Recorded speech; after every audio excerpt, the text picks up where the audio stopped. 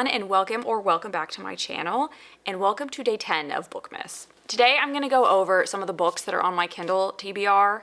I have a goal to use my Kindle and my Kindle Unlimited subscription more in 2025. There were months this past year that I did use it pretty extensively, and then there were months where I didn't read a single book. So I'd like to read at least 2 books on Kindle Unlimited every month to validate the cost. So I'm going to go through some of the ones that I have on a list that I'm very excited for. Obviously with Kindle Unlimited, I can't have all of these loaded into my account at one time. So as of now, these are all on Kindle Unlimited. Hopefully they're all there when I go to read them, but such is life if they're not. The first one I have is The Wingman by Stephanie Archer. This is the 3rd book in the Vancouver Storm series, which is a series I have been exclusively reading on Kindle Unlimited. And this one is a best friends to lovers relationship coach, golden retriever, popular guy versus shy girl situation. And I guess it's like one bed trope. And I guess he plays wingman for her and tries to be her relationship coach, but then he gets jealous when he sees people actually hitting on her and her, trying to pick up guys at the bars or whatever. So I don't know her name, but Hayden seems to be the name of the hockey player. So I have enjoyed the series, and I think there's a 4th one coming out. Let's look. Yeah, Gloves Off is a marriage of convenience hockey romance coming in June. So I will be reading that one as well. I'll have to add that to my list. But this is a very cute series. I really liked the second one. The first one was good, but the second one, The Fake Out, was just phenomenal. I loved the male character in that book. You give me a male character that when he meets the girl is like, that's my future wife, and then just continues to tell everybody that, or insists that they're gonna end up together even though she's like, no, we're not, stop talking. I love that. I will eat it up every time.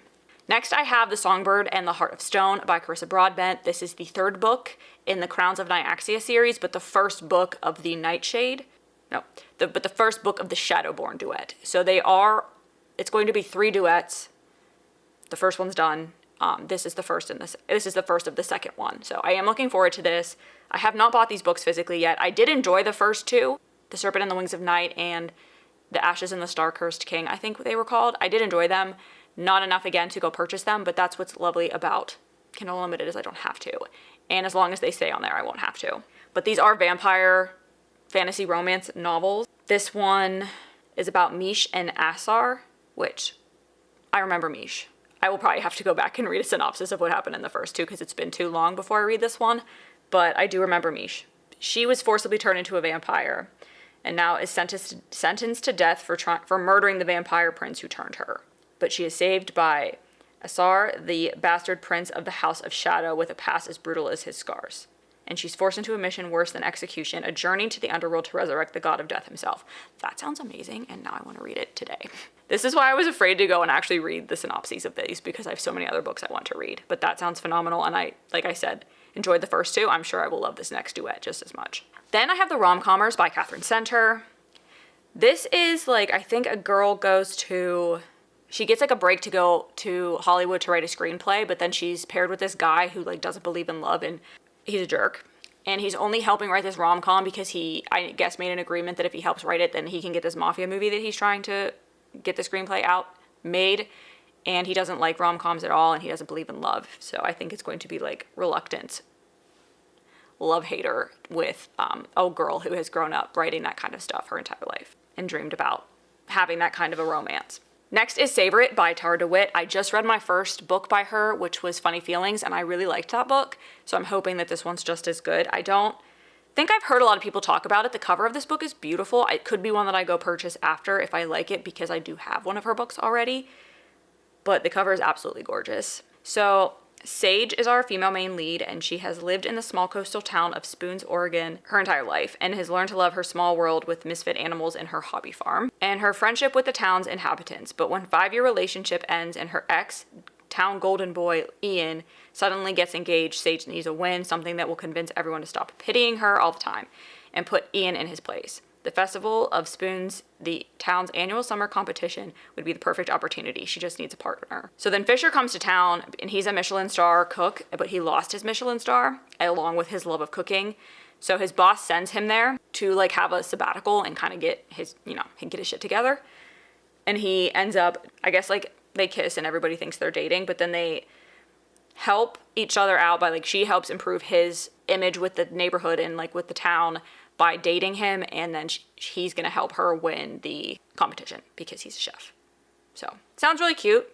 Again, the cover is just beautiful. I just want the book for my shelf, but I will read it first and then I'll make the decision. Okay, so the next few are actually series that I have not started yet.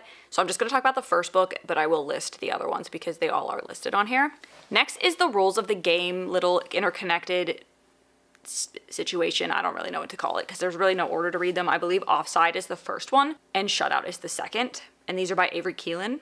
So this is a college hockey romance. Again, we know how I feel about hockey romances. If you've been here, you know that I will read anything that's a hockey romance, even if it has bad reviews. I'll be the judge of that. So this girl gets dumped by her boyfriend after like 2 years of being in a relationship, and I guess strikes up a relationship with his college rival. And he's what most hockey players are accused of being, which is a heartbreaker, troublemaker, isn't looking for a serious relationship, we'll just put it that way. And then they try to like have a fake relationship in front of her ex to make him jealous, and then from there kind of spirals off into a little bit of a friendship, and I guess from there it'll probably be more than that.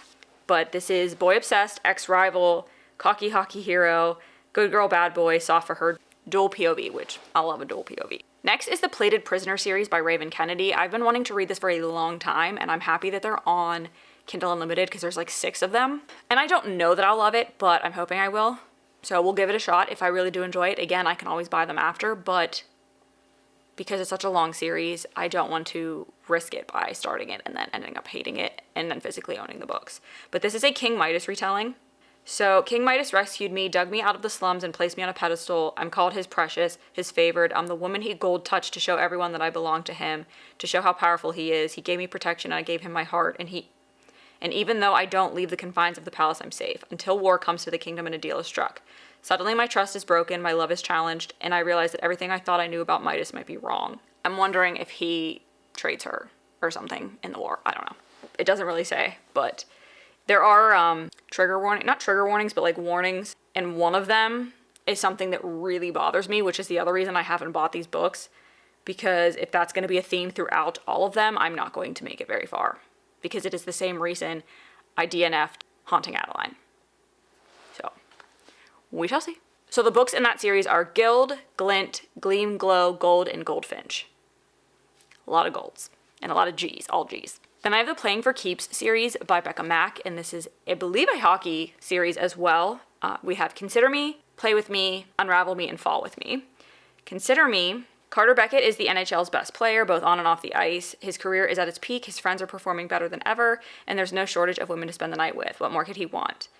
Olivia Parker isn't new to professional hockey players thanks to her best friend's boyfriend, but she has no interest in dating one herself, no matter how hot he is. And anyway, she loves working as a teacher and hanging out with her best friend, drama-free. Why would she want to spend her time stroking the ego of an arrogant athlete? But once Carter meets Olivia, he can't think of anything else. Too bad for him, Olivia's hellbent on keeping him at arm's length, with no intention of giving in to his charms. Perhaps it's time for Carter to up his game. After all, nobody said he had to play fair. This sounds like the kind of boy that I will like in a book. So let's hope that that is what it is. But it sounds like reformed rake kind of situation and boy obsessed, and he sees her and he knows that's it for him. And I love that. All right, next is a standalone as of now. I believe it's going to be part of a series. It's called The Echelon Institute, but the book is by The Orchid and the Owl by Mariah Montoya. And I've had this on this list for a while, and I wanted to get to it in like October, November. I just didn't, which is why, again, I want to start prioritizing at least 2 books off Kindle Unlimited a month. This is about an 18-year-old girl who should be excited for her branding when the island's good council will infuse her with blood of one of the 5 sanctioned magics, the ability to wield elements, summon objects, shift forms, talk to wildlife, or manipulate minds. The good council is good. The branding doesn't hurt, and the institution she must attend afterward to learn how to control her new gift is only a little dangerous. Or at least that's what she's always heard. As soon as she arrives at the Echelon Institute, however, a peer-pressure dare makes her explode with power as deadly as it is forbidden. Worse yet, the only one who can teach her how to hide from the good counsel is Cohen Steeler. I'm from Pittsburgh, so that's funny, because it is spelled like the Steelers. Cohen Steeler, a much too handsome 5th year who can manipulate minds as easily as he breathes. He alone understands her forbidden power because he has the same one. So that sounds really good, and I've heard a few people talk about it, not really review it, just say they wanted to read it. So I think I saw like an Instagram reel or something about it, and it made me add it to my list. But it sounds fun. Then I have the rest of the Zodiac Academy by Carolyn Peckham and Suzanne Valenti. I have read the first 3, so I still have Shadow Princess, Cursed Fates, Fated Throne, Heartless Sky, Sorrow and Starlight, Beyond the Veil and Restless Stars left. So I still have 7 left to read. I am going to be buying these as they are re-released as traditionally published books. I have the first one, but I don't know how quickly they're all going to come out. So I will just plan on reading them on Kindle Unlimited so I don't have to wait forever and forget the story. I don't know if I need to explain what that is about, but it's basically a fae kingdom with 2 twin sisters who were sent as changelings to the human world when they were young, and then they're brought back to the fae world when they're like 18 and have to learn how to use their powers in this whole world to potentially take back their throne. They're fighting against these other heirs that have taken over in the meantime. It's like 4 different guys. 4 or 5 different guys. I can never remember. And their families have been ruling in the meantime. So now there's like a threat between them. It's a little bit of a bully situation at the beginning, but I'm really starting to get into it and really enjoy it. So I'm excited to get into Shadow Princess. That will probably be a priority for January because I want to continue the series out. And if I read one a month, it's still going to take me half the year to get through the rest.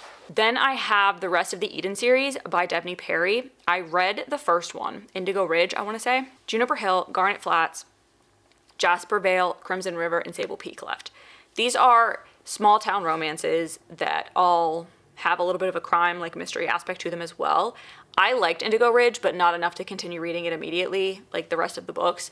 So that'll be one that I'll get to, like if I just need a quick romance read and I want to have my Kindle available to use. So I will probably have one of those loaded at all times just in case I need to get to one because it didn't take me very long to get to the first one. Then I have the second book in the Veiled Kingdom series by Holly Renee, and that is The Hunted Heir. This is about a girl who's like undercover and nobody really knows her real identity except her, and then you find out later on what it is in the first book, and she ends up with the rebels of the kingdom and learns how to fight with them, and there's like the son of the leader of the Rebel Alliance and her like butt heads immediately, but his sister's the one that convinces him to like save her. And then there's like an enemies to lovers romance there. And I really liked the first one, but I haven't heard the greatest things about The Hunted Heir, so I'm a little afraid to read it, and that's why I've been putting it off. But I think I'm gonna try to, again, prioritize it for one of the first few months of the year just to like check that one off the list. I don't know if there's going to be another one, but I did really like the first one, so I'm hoping even if this one's not great and there's another one that it gets better again. And I do want to be my own critic on that because there have been books that people have hated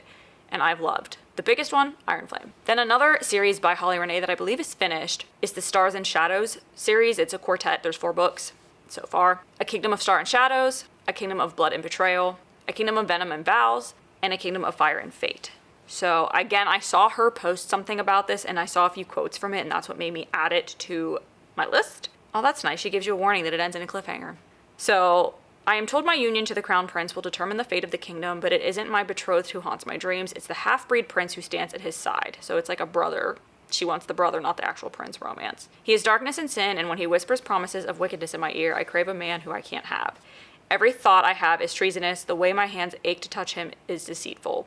Even my dreams make me a traitor to the kingdom I am sworn to protect. But when the kingdom is attacked, I am forced to make a choice I am not prepared for. Our lies and deception are entangled in the shadows and stars, and as they unravel, so shall my fate. Betray a kingdom or betray my heart. Again, saw a few quotes from this that she posted on like an ad for this series, and it was immediately like, add to list. Then I have the rest of the Addicted series by Krista and Becca Ritchie. I have only read Addicted to You. This is Lillian Lowe's first book where you learn about the addictions both of them are living with. They've been best friends their whole lives, and they both are addicted to different things. Lo is addicted to drinking, Lily is addicted to sex, and they both try to help each other. And it ends up them being in a relationship to like hide things from their family, but then they end up falling in love. I think they've always loved each other in some way. This book was kind of hard to get through because I think there was a lot of enabling between the two of them, which I hope gets like rectified later on because it did seem like it was going in that direction towards the end of the first book. But addiction is not something that's easy for me to read about. So it's just, I'll have to just proceed with caution if I continue to read this. I didn't dislike the book. It was just very heavy, and I like lighthearted romances for the most part. I do like, a very deep emotional read every once in a while. I loved the Boys of Tommen series, and I think that one just like rips your heart out. But the content in this one was just very difficult for me to get through. So I still have Ricochet, Addicted for Now, Kiss the Sky, Hot House Flower, Thrive, Addicted After All, Fuel the Fire, Long Way Down, and Some Kind of Perfect. So there's quite a few books. There's 10 books and I've only read one. It's the other reason I'm like, if I commit, I'm gonna have to commit and start to get through them a little faster so that I don't forget what happens between each of them. Then I have a book on here that a lot of people have been talking about lately, and that is Metal Slinger by Rachel Snyder. So this is Bryn has spent the better part of her life waiting for the chance to attend the annual market hosted by the Kenta, the very same people who exiled the Alhalla to live a life over the sea, a rite of passage for all young guards. She is not sure what to expect from it, but breaking a century-long peace treaty certainly isn't on her map. Neither is the encounter with the enemy soldier. Returning home to Alaha, I think that's how you say it. She's confronted with the aftermath of the day's events. The future is uncertain as the threat of hunger looms over the people. With rumors of growing rebellion, Bryn and her closest friends promise to stick together. When an unexpected visitor arrives, Bryn's loyalty will be tested as she learns of a world of magic and treachery. Once her enemy, always her enemy, right? But the dark, knowing eyes of a stranger make her question everything. Enemies to lovers, sign me up. I haven't really heard anybody talk about it, other than, like, I've heard people say other people have said it's good. But I've seen a lot of people adding it to TBRs lately. So we shall see. This next is right now a 2-book series, and again, this was another one where I saw a video and there were some quotes on it and I added it to my list. So it is a Lost Reign series by Mia Thorne, and the first one is The Fallen Kingdom, the second one is The Rising Queen. So we're following a girl who's the next regent to the throne of a place I'm not going to try to say. She has been trained her whole life to prepare for her role as queen of her kingdom, overcoming many spectacles. So when the king proposes an ancient deal where she is to be wed off to her childhood nemesis, she has no other chance but to fight against it. Inviting the 3 regent princes in the kingdom to choose one to be her husband. She can't stand to accept that once she doesn't find a passable suitor, she will be married off to Cassian, who is, I think, the nemesis. A dark and cruel prince is set to sabotage her every step to ensure his power. If it wasn't for him to be the only one who entices a spark inside her, many secrets are revealed and even more desires come to the surface. So again, I guess like reluctant enemies to lovers kind of situation, or like childhood nemesis to lovers, I guess this would be. I don't know how great this will be because I haven't really heard anybody talk about it and the ratings aren't phenomenal. But like I said, I saw a few quotes that just made me very intrigued. So I'm going to give it a shot. I'm at least going to give the first book a shot. And then finally, I have the Artifacts of Oranos, I think, is the Trial of a Sun Queen series. And this is 4 books right now. It is by Nisha J. Tooley. And the first one is about a deadly contest to try to win the Sun King's heart between 10 women. So, and I guess anyone that doesn't pass dies. So it's like a win or a die kind of situation. So 9 of these women, I believe, will die during this competition to win the, I don't know if it's technically to win his heart or like just impress him enough that he chooses her as his queen. But this says a court of thorns and roses meets Fourth Wing. I'll be the judge of that. I have heard a lot of people like at least the first book, so I felt comfortable adding that. And I was very excited to see that it was on Kindle Unlimited because I don't think it always was. When I originally started looking at it, I don't think it was. The 4th one is not yet. It must be a newer release because it doesn't have a release date, but it only has like 100 reviews. So I'll have to wait for that one to come out, but there's 3 other books to read in the meantime. So those are all the books that I currently have on my list on Kindle Unlimited. Let me know below if you have Kindle Unlimited. What are some suggestions you have for me? Clearly I like my fantasy romance and just fantasy in general. That's what a majority of these were. Also romances. So that's what I tend to read on Kindle Unlimited. I don't really read many thrillers. I have read a few Alice Feeney books on there, I guess, but for the most part, I read romances and fantasy romance. And it's a great way, I think, to try out a series that's on there that you may see a lot of people buying, and if you're not sure you're going to love it, it's a good way to try it out before you actually make the purchase for the books.